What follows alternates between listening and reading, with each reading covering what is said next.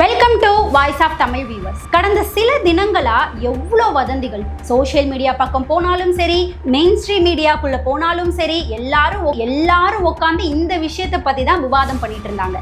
NDA கூட்டணியில TVK கொள்கை எதிரி அப்படின்னு சொன்ன பிஜேபியோடய போயிட்டு விஜய் வந்து கூட்டணி வைக்கிறாரு, கை கோர்க்கிறாரு. சிபிஐ விசாரணைக்கு பயந்து போய் பிஜேபியோட கூட்டணியில சேர்ந்துட்டாரு.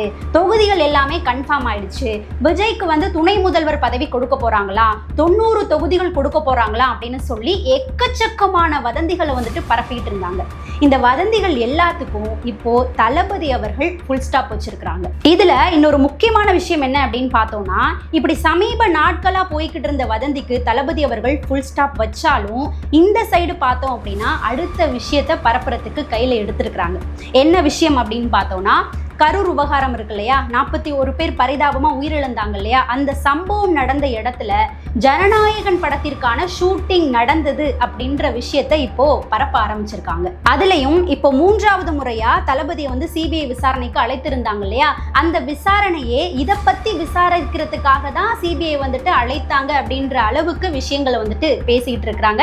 அதுலயும் எப்படி சொல்லிட்டு இருக்காங்க அப்படின்னா, இந்த போட்டோ எல்லாத்தையுமே வந்துட்டு கைப்பற்றி, வீடியோக்கள் எல்லாத்தையுமே வந்துட்டு கைப்பற்றி, அந்த வீடியோக்களையும் போட்டோக்களையும் விஜய் அவர்கள் கிட்ட காமிச்சு, இது வந்து ஜனநாயகன் ஷூட்டிங்காக நீங்க எடுத்தது தானே, நாங்க வந்து ஆதாரங்களை கைப்பற்றி இருக்கிறோம் அப்படின்னு போட்டோஸையும் வீடியோவையும் காமிச்சு விசாரணையை நடத்தியிருக்கிறாங்க.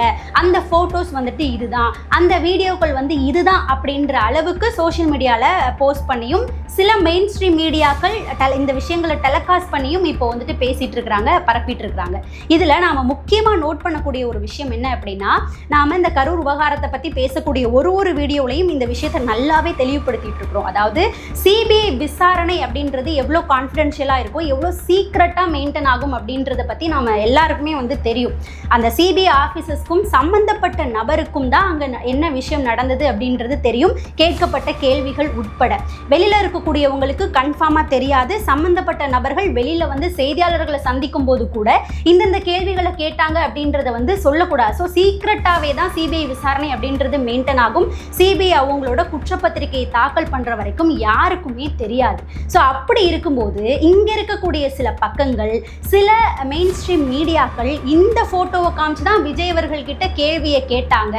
ஜனநாயகன் ஷூட்டிங்காக எடுக்கப்பட்ட போட்டோ இதுதான், சிபிஐ காமிச்ச வீடியோ இதுதான் அப்படின்ற மாதிரி காமிக்கிறாங்க. அது எந்த அளவுக்கு எடுத்துக்கிறது அப்படின்றது தெரியல. அதாவது கரூர் பரப்புரையில ஜனநாயகனுக்கான ஷூட்டிங் எடுத்தாங்களா, சிபிஐ வந்து அதை பத்தி விசாரணை பண்ணாங்களா, அதுக்கான வீடியோக்களை கைப்பற்றினாங்களா அப்படின்றது வந்து செகண்டரியான விஷயம். சிபிஐ சீக்கிரட்டா நடத்திட்டு இருக்கக்கூடிய விசாரணையில விஜயவர்கள் கிட்ட காமிச்சு கேள்வி கேட்ட போட்டோவும் வீடியோவும் இதுதான் அப்படின்றது உங்களுக்கு எப்படி தெரியும் அப்படின்றது தான் இங்க கேள்வியாவே வைக்கப்படுது. அதுலயும் இன்னொரு முக்கியமான விஷயத்தை நாம எல்லாருமே நோட் பண்ணணும்.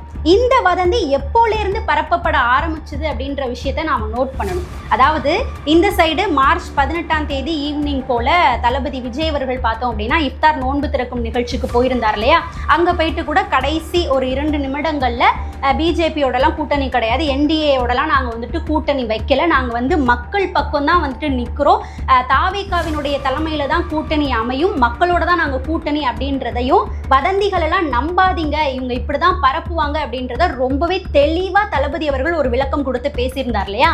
அவர் பேசினதுக்கு அப்புறம் இந்த சைடு இந்த வதந்தியை வந்துட்டு கிளப்ப ஆரம்பிச்சிட்டாங்க. அதாவது தளபதி அவர்கள் சிபிஐ விசாரணைக்கு போயிட்டு வந்து 3 நாட்களுக்கு மேல ஆயிடுச்சு. ஸோ 3 நாட்களுக்கு பிறகு இந்த ஒரு விஷயத்தை வந்து கிளப்புறாங்க.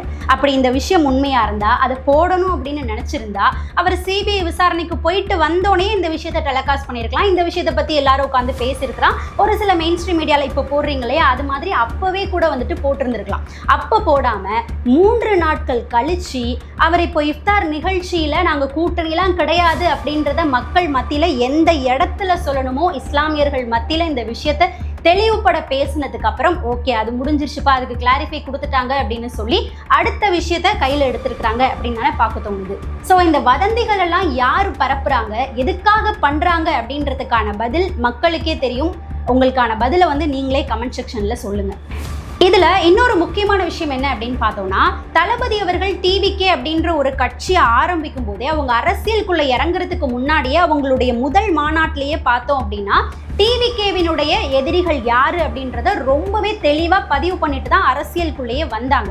எங்களுடைய கொள்கை எதிரி பிஜேபி, தேர்தல் எதிரி திமுக அப்படின்றத ரொம்ப தெளிவாவே பதிவு பண்ணிட்டு தான் அரசியலுக்குள்ள வந்தாங்க. ஸோ அப்படி இருக்கும் போதுமே இடையில ஏகப்பட்ட வதந்திகள், பிஜேபியோட போயிட்டு கூட்டணி வைக்க போறாங்க, என்டிஏல இடம் பெற்றுட்டாங்க, பிஜேபியோட பி டீம் தான் இந்த டிவிகே அப்படின்ற மாதிரி ஏகப்பட்ட வதந்திகள் பரவிட்டு இருந்தது. இப்போ அந்த வதந்திக்கு தளபதி அவர்கள் ஃபுல் ஸ்டாப் வச்சோன்னே இப்போ அடுத்த கட்டமா ஜனநாயகன் ஷூட்டிங்னு சொல்லி ஒரு விஷயத்த கையில எடுத்திருக்கிறாங்க.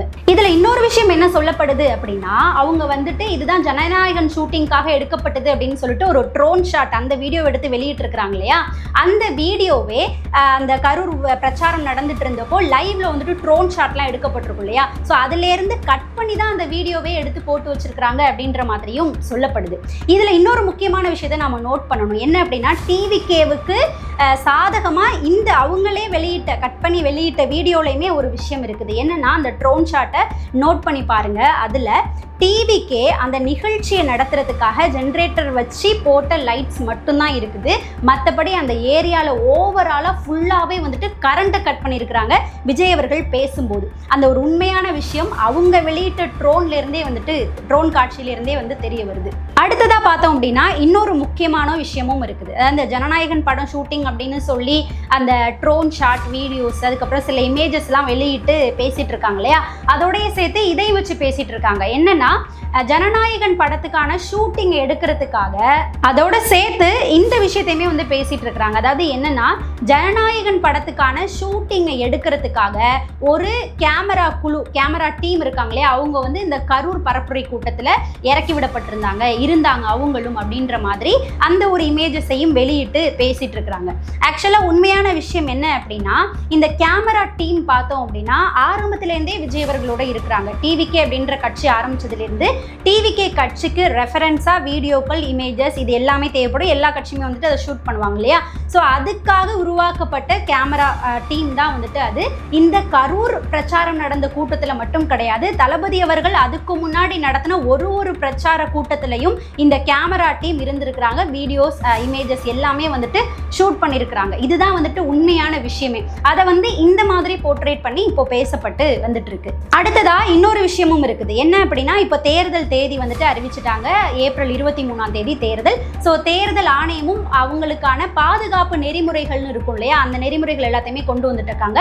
பறக்கும் படைகள் இருக்காங்க இல்லையா, அவங்களும் அவங்களுடைய வேலையில இறங்கியிருக்கிறாங்க. பணப்பட்டுவாடா நடக்கக்கூடியதை தடுக்கிறதுக்கு, மக்களுக்கு வந்துட்டு பணப்பட்டுவாடா சில கட்சிகள் வந்துட்டு பண்ணுவாங்க இல்லையா, அதை தடுக்கிறதுக்கு, அதை பிடிக்கிறதுக்கு.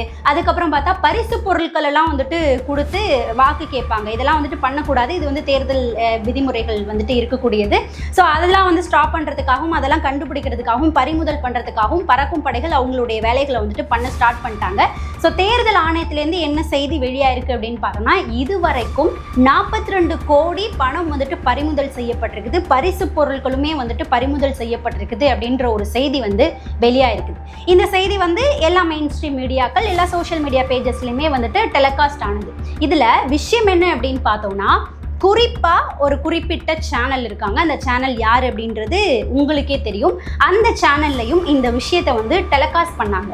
இந்த விஷயத்தை டெலிகாஸ்ட் பண்ணும்போது பேக்ரவுண்டில் என்ன இமேஜ், என்ன வீடியோ ஒன்றுச்சு அப்படின்னு பார்த்தா, டிவிகேவை பற்றின வீடியோவும் இமேஜும் தான் இருந்தது. அதாவது பூஸ்ட் பாட்டில் இருக்கும் இல்லையா, அது வந்து வரிசையாக அடுக்கி வைக்கப்பட்டிருக்குது. அந்த பூஸ்ட் பாட்டிலில் டிவிகேவினுடைய முக்கிய நிர்வாகிகளுடைய புகைப்படம் இருக்கக்கூடிய ஸ்டிக்கர் வந்துட்டு ஒட்டிருக்குது. ஸோ அந்த இமேஜஸ், வீடியோஸை போட்டு இந்த செய்தியை வந்துட்டு வெளியிடுறாங்க. அதாவது டிவிகே வந்துட்டு தேர்தல் விதிமுறைகளை மீறி மக்களோட ஓட்டை வாங்குறதுக்காக பூஸ்ட் பாட்டில் மூலமா அந்த மாதிரிலாம் கொடுத்து பரிசு பொருட்களை பட்டுவாடா பண்ணி ஓட்டை வந்து கேட்குறாங்க. இதை வந்து தேர்தல் ஆணையம் வந்து பிடிச்சிருக்காங்க அப்படின்ற மாதிரி அந்த செய்தியை கன்வே பண்ணுற மாதிரி அதை வந்து டெலிகாஸ்ட் பண்ணியிருக்கிறாங்க. ஆனால் உண்மையான விஷயம் என்ன அப்படின்னா, தாவேகா தரப்பில் அந்த பூஸ்ட் பாட்டில்கள் மக்களுக்கு கொடுக்கப்பட்டது. எப்போ கொடுக்கப்பட்டது அப்படின்னு பார்த்தா, தேர்தல் ஆணையம் விதிமுறைகளை விதிச்சதுக்கு அப்புறம் கிடையாது, அதுக்கு முன்னாடியே பல நாட்களுக்கு முன்பா டிவிகே சார்பில் ஒரு மருத்துவ முகாம் நடத்தப்பட்டது. அந்த மருத்துவ முகாமில் மக்களுக்கு கொடுக்கப்பட்டது தான் இந்த பூஸ்ட் பாட்டில்கள். அதை இந்த விஷயத்தோட மேட்ச் பண்ணி டெலிகாஸ்ட் பண்ணியிருக்கிறாங்க ஒரு குறிப்பிட்ட சேனல். அதாவது தளபதி அவர்கள், விஜய் அவர்கள் கட்சி ஆரம்பிச்சதிலிருந்து ஒரு வதந்திகளா பரப்பிக்கிட்டே இருக்கிறாங்க. எல்லா வதந்தியுமே விஜய் அவர்கள் உடைச்சி வெளியில வந்துட்டே இருக்காரு. இதுல முக்கியமான விஷயம், டிவிகேவினுடைய தொண்டர்கள் ரொம்பவே தெளிவா இருக்கிறாங்க அப்படின்றதா இதுல முக்கியமான விஷயமே. ஆரம்பத்திலேருந்து என்ன நடந்துட்டு இருக்கு அப்படின்றதெல்லாம் பார்த்தோம். முதல்ல வந்து பிஜேபியோட பி டீம் தான் டிவிகே அப்படின்னு காட்டுறதுக்கு நிறைய முயற்சிகள் நடந்தது. அதுக்கப்புறம் ஜனநாயகன் படத்தின் மூலமா வந்துட்டு முடக்கினாங்க. அதுக்கப்புறம் சிபிஐ விசாரணை, இப்படி பல விஷயங்கள் போயிட்டு இருக்கும் போதுதான் கடைசியா வந்துட்டு கூட்டணி சேர போறாங்க அப்படின்ற ஒரு வதந்தியும் பரப்பப்பட்டு வந்தது. அதுக்குமே வந்து இப்போ தளபதி அவர்கள் வந்து ஃபுல் ஸ்டாப் வச்சுட்டாரு.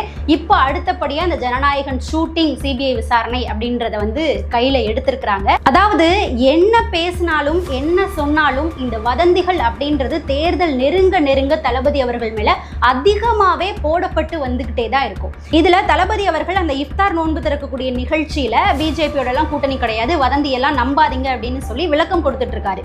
அவர் விளக்கம் கொடுத்துட்டு இருக்கும் போதே இந்த சைடு சில பேஜஸ்ல வந்துட்டு என்ன பேசிட்டு இருக்காங்க அப்படின்னு பார்த்தா, இந்த விளக்கத்தை வந்து அவர் முதலையே கொடுத்துருக்க வேண்டியதானே, அப்ப இவங்க தான் வந்து இந்த வதந்தியை பரப்பி விடுறாங்க, இவங்களே வந்து பதில் கொடுக்குறாங்க அப்படின்ற மாதிரி அடுத்த விஷயத்தை பத்தி பேச ஆரம்பிக்கிறாங்க. ஸோ என்ன பேசினாலும் வதந்தி அப்படின்றது பரவிக்கிட்டே இருக்கும். ஒரு முக்கியமான விஷயத்தை வந்துட்டு நாம தெரிஞ்சுக்கணும். அதாவது இப்போ ஒரு வதந்தி வந்து பரப்பப்படுது அப்படின்னா உடனே உட்காந்து அதுக்கு விளக்கம் அப்படின்னு கொடுக்கறதுலாம் வந்துட்டு பாசிபிளே கிடையாது. ஒரு நாளும் பரப்பக்கூடிய வதந்திகளுக்கு உட்காந்து விளக்கம் அப்படின்றது கொடுத்துட்டு இருக்க முடியாது. எந்த இடத்துல, அதாவது சரியான இடத்துல சரியான நேரத்துல அதுக்கான விளக்கம் அப்படின்றது தான் கொடுக்கணும். அதாவது பிஜேபியோட டிவிகே போய் சேர போறாங்க அப்படின்ற வதந்தி யாரை குழப்புறதுக்காக பரப்பப்பட்டுச்சோ அவங்களுக்கு முன்னிலையிலேயே தளபதி அவர்கள் சரியான தெளிவான விளக்கத்தை வந்து கொடுத்திருக்கிறாரு.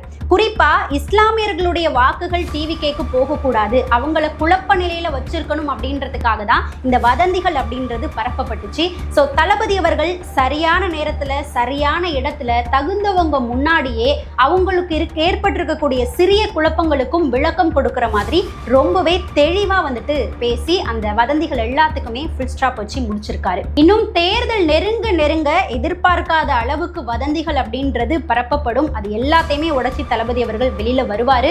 ஸோ ஏப்ரல் 23 2026 சட்டமன்ற தேர்தல் தளபதி அவர்களுக்கு எப்படி அமைய போகுது அப்படின்றத நாம காத்திருந்து தான் பார்க்கணும். என்ன நடக்க போகுது அப்படின்றத நாம வெயிட் பண்ணி பார்க்கலாம். ஸோ இப்போ தளபதி அவர்கள் மேல பரப்பப்பட்டிருக்கக்கூடிய வதந்திகள் பத்தியும், தளபதி அவர்கள் ஏற்கனவே பரப்பின வதந்திக்கு கொடுத்த ஃபுல் ஸ்டாப் பத்தியும் நீங்க என்ன நினைக்கிறீங்க அப்படின்றத மறக்காம நம்மளுடைய கமெண்ட் செக்ஷன்ல பதிவு பண்ணுங்க. நாம அடுத்த பதிவுல சந்திக்கலாம்.